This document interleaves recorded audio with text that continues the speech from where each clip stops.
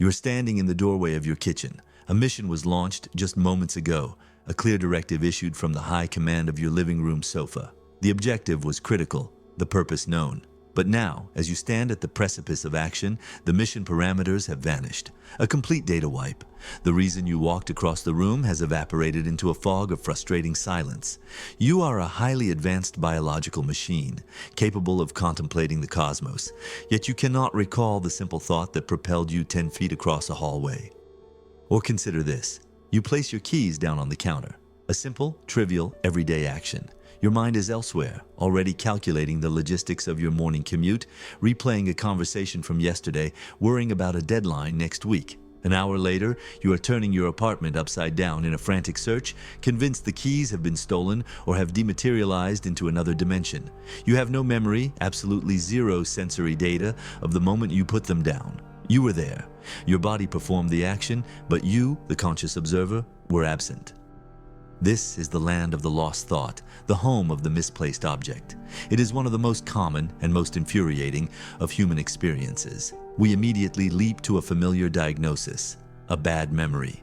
We curse our brain's faulty hard drive, its inability to reliably save and retrieve a simple file. We see it as a sign of aging, of stress, of a cognitive system beginning to fail. We treat it like a loss, a deletion. But what if this diagnosis is fundamentally wrong? What if the memory was never lost because, in a very real sense, it was never truly saved? What if the problem isn't a faulty hard drive, but a distracted cameraman who never bothered to press the record button? To understand this, we must first understand that your brain operates on two profoundly different modes. Think of your consciousness as the cockpit of a highly advanced aircraft. Most of the time, you believe you are the one in control. You are the conscious pilot. You sit at the helm, your hands on the controls, your attention focused, making deliberate decisions. This is you right now as you process these words. This is your prefrontal cortex, the seat of executive function, logic, and focused awareness. This pilot is brilliant, but has limited energy. It cannot possibly manage every single one of the thousands of micro operations required to keep the aircraft of your body functioning.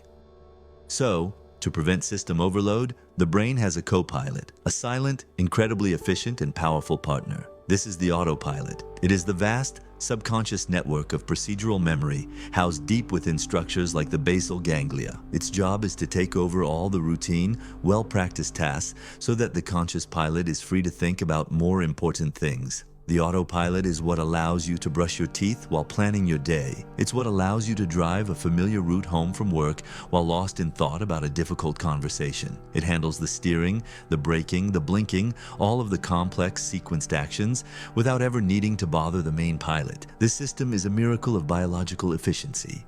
It is the only reason we can function in a complex world without being paralyzed by the sheer data processing demands of our own existence. But here lies the paradox, the crucial trade-off at the heart of our consciousness. The autopilot is a masterful pilot, but it is a terrible archivist. It does not file reports. While it is expertly navigating the routine complexities of your life, the cameraman of your conscious experience, the part of you that forms lasting declarative memories, is often on a coffee break. It isn't recording. This is the answer to the mystery of the forgotten mission. When you walked into the kitchen, your conscious pilot was still back in the living room, wrestling with a complex thought. The autopilot handled the physical act of getting up and walking. There was no one in the cockpit to log the reason for the journey. When you put your keys down, the autopilot performed the well-practiced motor sequence perfectly, but the conscious pilot was already thinking about traffic. The memory file wasn't corrupted or deleted. The file was never created in the first place. This phenomenon, this breakdown at the crucial intersection of attention and memory, has a clinical name. It is the second of the 7 sins of memory, as classified by psychologist Daniel Schacter. It is not transience, the passive fading of time. It is absent-mindedness. It is a sin not of decay, but of inattention. It is the price we pay for the incredible gift of automaticity. In this episode, we will place this autopilot under the microscope. We will explore the bizarre and unsettling world of change blindness, a phenomenon that proves you are seeing far less of the world than you think you are. We will investigate why you forget to do things in the future, a failure of what scientists call prospective memory.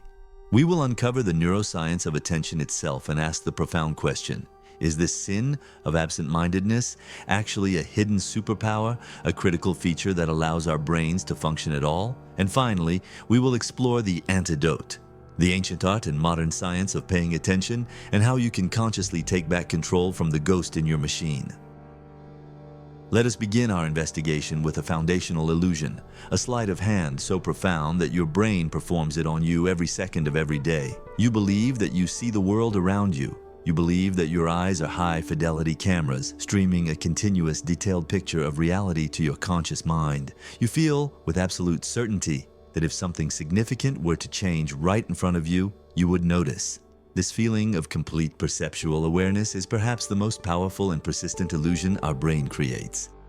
The truth, as revealed by decades of cognitive science, is that your eyes are indeed cameras, but your brain is an overworked, under-resourced, and extraordinarily lazy film editor. It records terabytes of raw footage every day, but it only bothers to develop and archive a tiny, select fraction of it. The rest is left on the cutting room floor, a ghost of data that was perceived by your senses but never consolidated into memory. This is the heart of absent-mindedness, the failure of encoding. To understand this failure, we must first understand the difference between looking and seeing, between hearing and listening. Cognitive psychologists refer to this as the depth of processing effect. Information can be processed at multiple levels. Shallow processing is when your brain engages with something on a superficial, automatic level. It's like being in a coffee shop and hearing music in the background. You are aware that music is playing, but you are not attending to the melody, the lyrics, or the artist. The sound enters your ears, but it doesn't leave a meaningful trace. Deep processing, on the other hand, is an act of conscious, focused attention. It is when you stop your conversation and deliberately listen to the song, trying to identify the band or understand the meaning of the lyrics. This effortful semantic engagement is what tells your hippocampus, "This is important. Archive this." Our brain, in its relentless pursuit of energy conservation, defaults to shallow processing for the vast majority of our waking life. It is the signature of the autopilot. It notices the gist of the world, but rarely bothers with the details. And it is in this gap between the gist and the detail that our perception of reality falls apart. There is no more dramatic illustration of this than the bizarre and unsettling phenomenon of change blindness. It is a direct demonstration that what we see is not what we remember. The most famous experiment conducted by Daniel Simmons and Daniel Levin in 1998 is as simple as it is shocking. Imagine you are walking across a college campus. A stranger stops you and asks for directions. As you begin to explain the route, two men carrying a large wooden door walk directly between you and the stranger. The interruption lasts only a second or two. After the door passes, the stranger is still there, waiting for you to finish your sentence. You continue giving directions, and then you go on your way. What you almost certainly would not have noticed is that the person you are talking to now is a completely different person.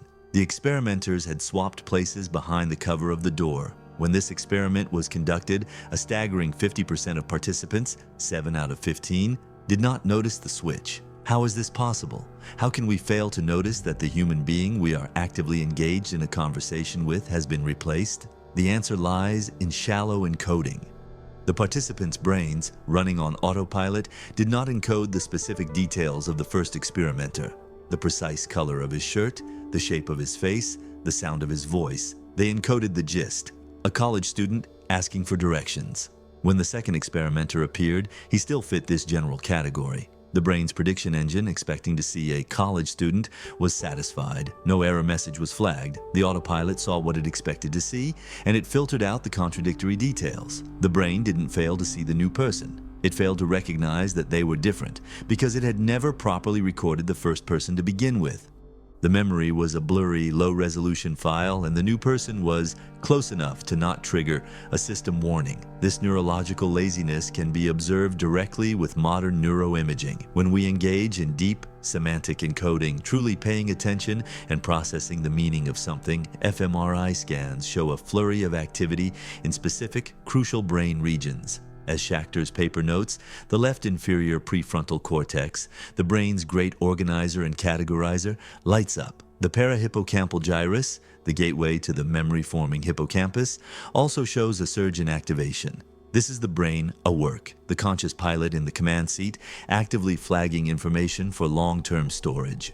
But during shallow encoding, the kind that leads to change blindness, these same regions are startlingly quiet. That silence is the neurological fingerprint of an absent mind. It is the physical evidence that the memory was never properly constructed, the proof that the cameraman was pointing the camera but had forgotten to press record. So the first act of absent-mindedness is a sin of omission at the moment of creation. It is a failure to transform raw perception into a lasting memory because our attention, the spotlight of our consciousness, is pointed elsewhere.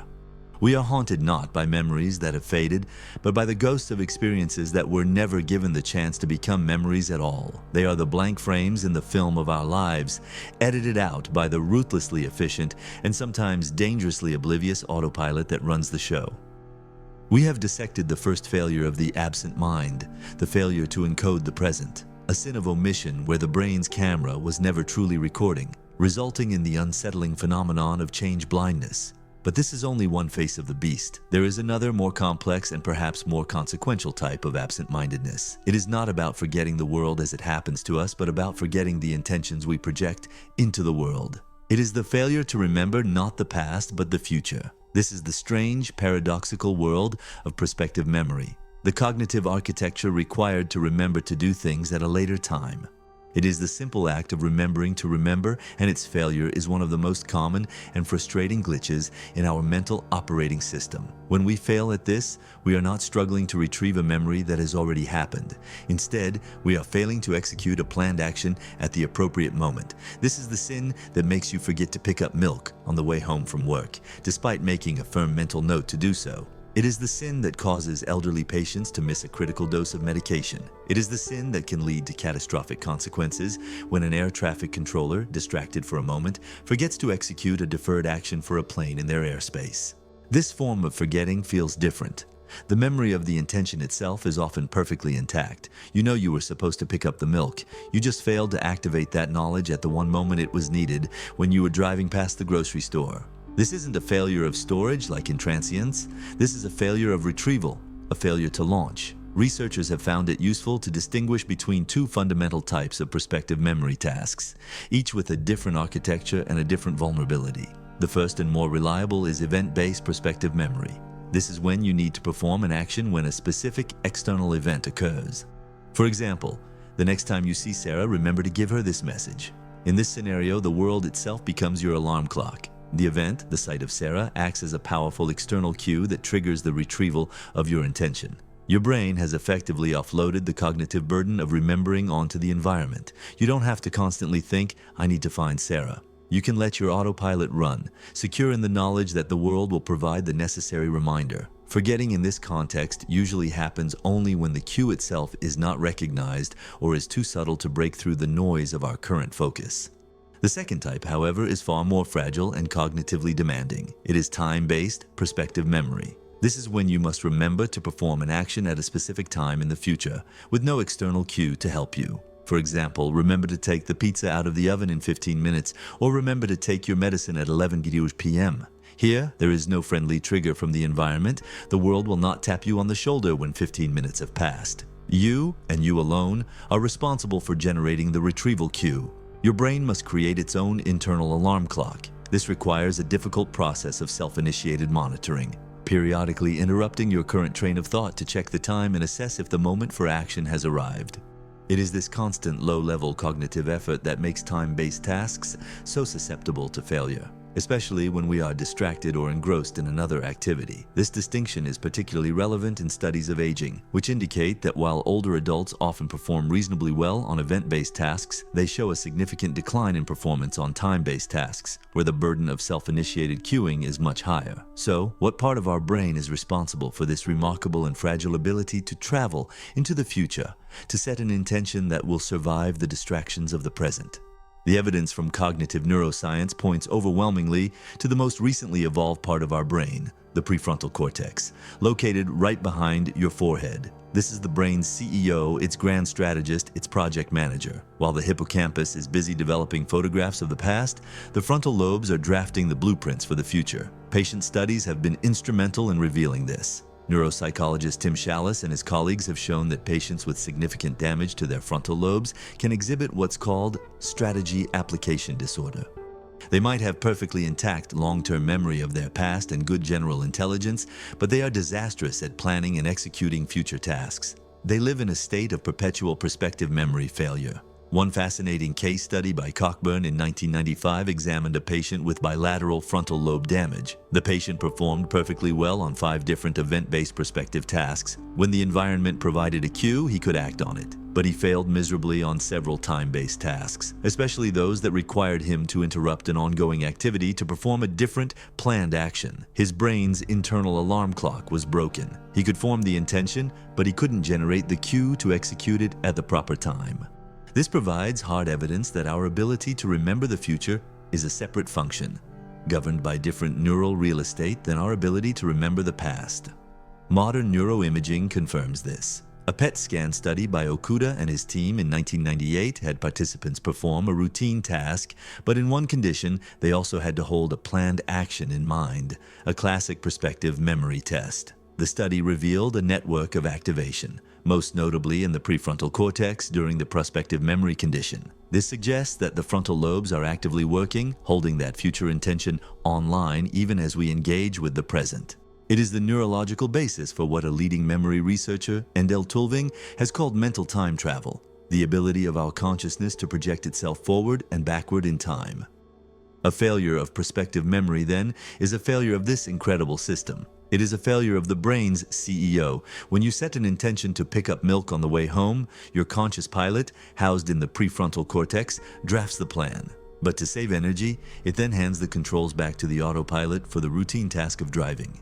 The autopilot, a master of the present moment, has no access to the future plan. It executes the drive home protocol perfectly. It does not see the grocery store as a cue because it was never part of its programming. The conscious pilot, lost in thought, fails to intervene at the critical moment. The internal alarm was never set, so you arrive home, mission accomplished, only to realize the objective was forgotten. It is another, more complex sin of the absent mind, a failure born not from a blurry photograph of the past, but from a forgotten blueprint for the future.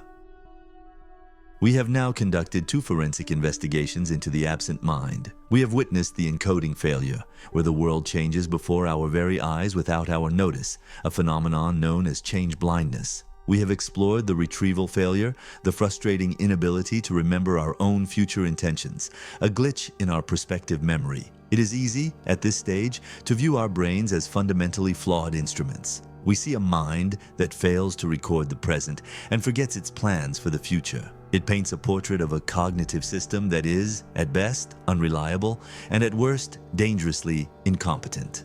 This is the intuitive conclusion, the one that fuels our everyday frustration when we can't find our keys. But what if this conclusion is entirely wrong? What if we have been misinterpreting the evidence? We have been conducting an autopsy on what we assumed was a pathology, a disease of inattention. But now we must ask the most critical question of all. What if absent-mindedness is not a sin? What if the brain's enormous capacity for inattention is not a bug to be patched, but one of the most brilliant, most essential, and most adaptive features of its design? To understand this, we must perform one final thought experiment. We must imagine a world without the autopilot, a mind cursed with the burden of total attention.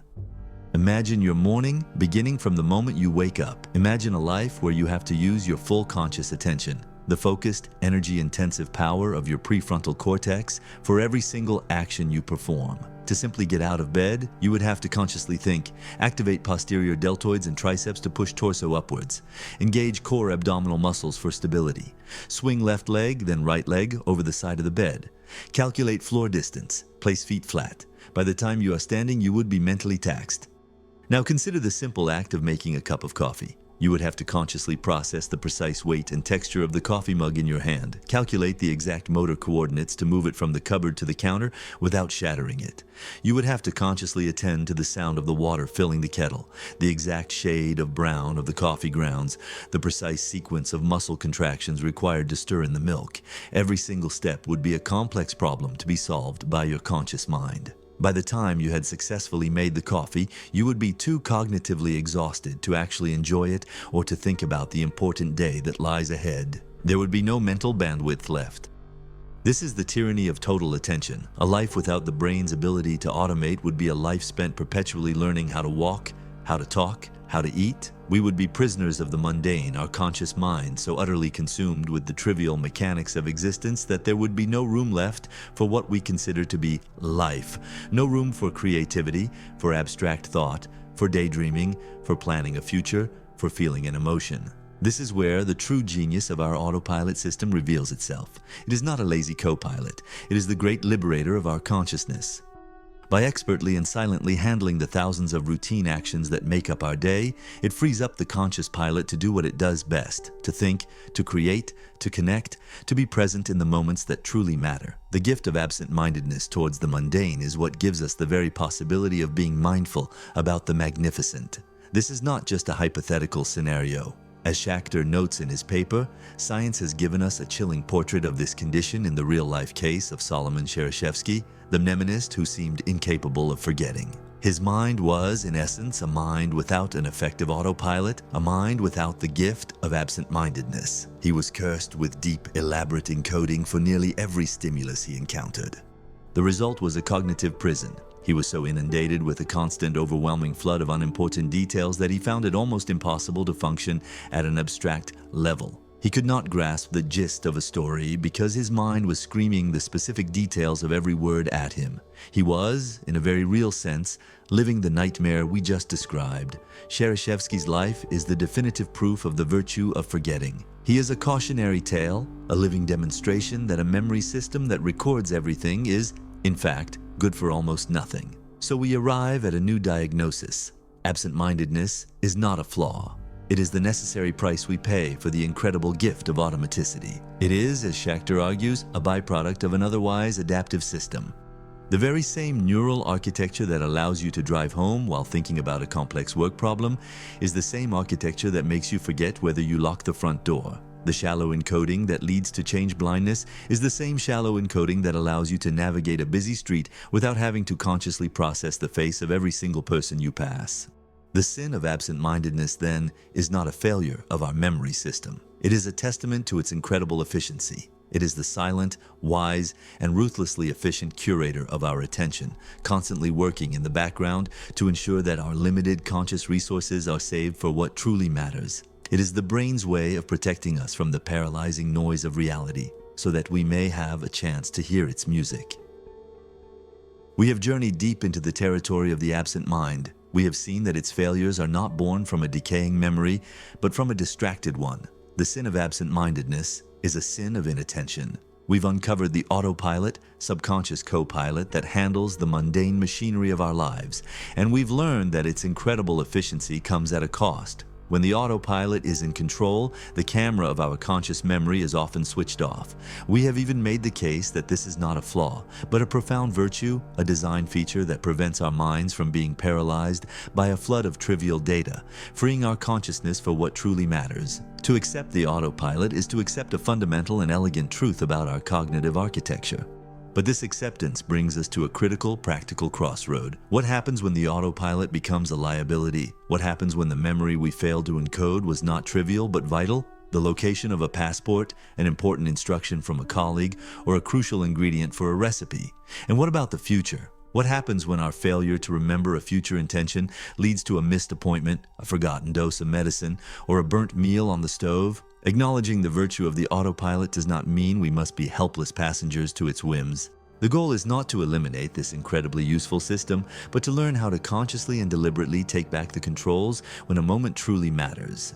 The battle against absent-mindedness is not a battle against forgetting. It is the art of learning how to command your own attention. The first and most direct antidote is the practice of deep and deliberate encoding. Since we know that absent-mindedness stems from shallow processing, the solution is to consciously force a deeper level of processing at the moment of encoding. This is the act of telling your brain with intention, this moment is important, record this, archive this. It is about momentarily disengaging the autopilot and waking up the conscious pilot to do its job. This is not as difficult as it sounds. It requires only a brief, focused sliver of mindfulness. When you put down your keys, for example, do not do it automatically while thinking of something else.